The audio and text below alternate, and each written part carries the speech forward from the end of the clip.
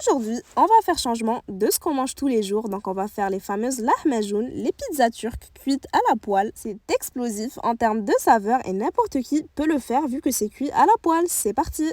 On commence par concocter la pâte dans le bol de mon robot. Je mets une demi-cuillère à café de sel, j'y ajoute 400 ml d'eau et je remue. Ensuite, on va mettre 550 g de farine.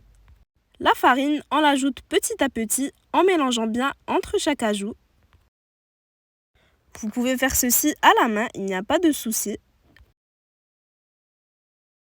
Pendant qu'on pétrit, on va ajouter 30 g de beurre pommade, donc qu'on a sorti du frigo à l'avance pour qu'il ramollisse bien. On pétrit environ 10 minutes.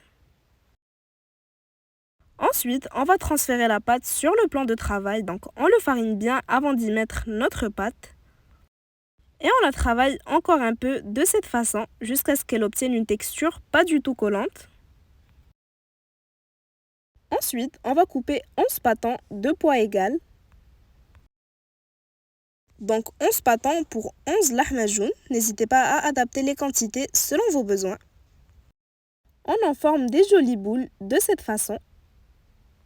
On n'hésite pas à revenir fariner le plan de travail au besoin. Quand les boules sont formées, on les place sur une plaque de cuisson recouverte de papier sulfurisé pour les laisser reposer pour 1 heure. Pendant ce temps, on va concocter notre délicieuse farce. Donc dans un hachoir, on va venir mettre 3 à 4 poivrons, peu importe la couleur. On met également 3 gousses d'ail. On commence par mixer ceci. Donc voici la consistance qu'on veut obtenir. On verse dans un moule à gratin. Ensuite, on va mixer 2 oignons de taille moyenne. Si vous aimez les recettes à la poêle comme celle-ci, n'hésitez pas à me laisser un petit like pour me le faire savoir. Et surtout, si vous réalisez cette recette, n'hésitez pas à m'envoyer des photos en commentaire. Donc on fait de même, on verse l'oignon dans notre moule.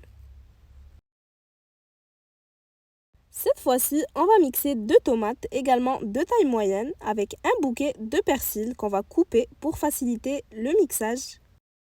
Pour des saveurs explosives, j'ajoute une cuillère à café de harissa ainsi qu'une cuillère à café de pâte de tomate. C'est reparti, on mixe bien le tout. Et on verse également cette préparation dans le moule. On y ajoute notre viande hachée, donc 400 g, je le rappelle, pour 11 pizzas. On assaisonne donc avec du sel, du poivre de cayenne ainsi que du paprika. Vous pouvez y ajouter les épices que vous aimez. On y ajoute 85 ml d'huile d'olive, puis on malaxe bien avec nos mains pour bien mariner la viande hachée. De préférence, on la laisse mariner au frais, donc plus vous la laissez, plus elle sera savoureuse. Ensuite, on va mettre une poêle à chauffer. Après 1 heure de repos, on récupère nos boules de pâte, on vient refariner le plan de travail et on étale bien les boules à l'aide d'un rouleau à pâtisserie. On forme un joli rang et on vient y garnir la farce, donc on en met une louche.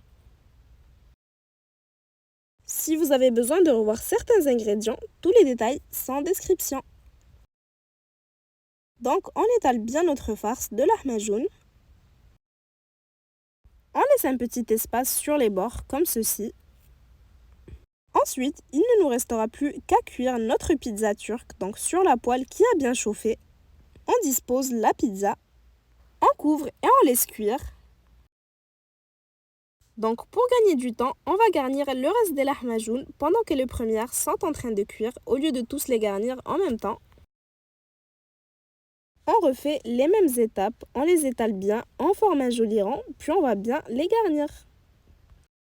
Donc on les laisse cuire 5 minutes à feu moyen jusqu'à ce que la pizza soit bien dorée et la viande hachée bien cuite.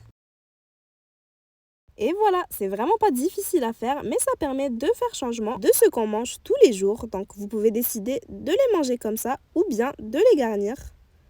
Moi j'ai décidé de rajouter quelques morceaux de tomates ainsi que des morceaux d'oignons, des olives et bien sûr toujours du fromage râpé. Pour ma part, je mets également un peu de basilic en poudre et je referme.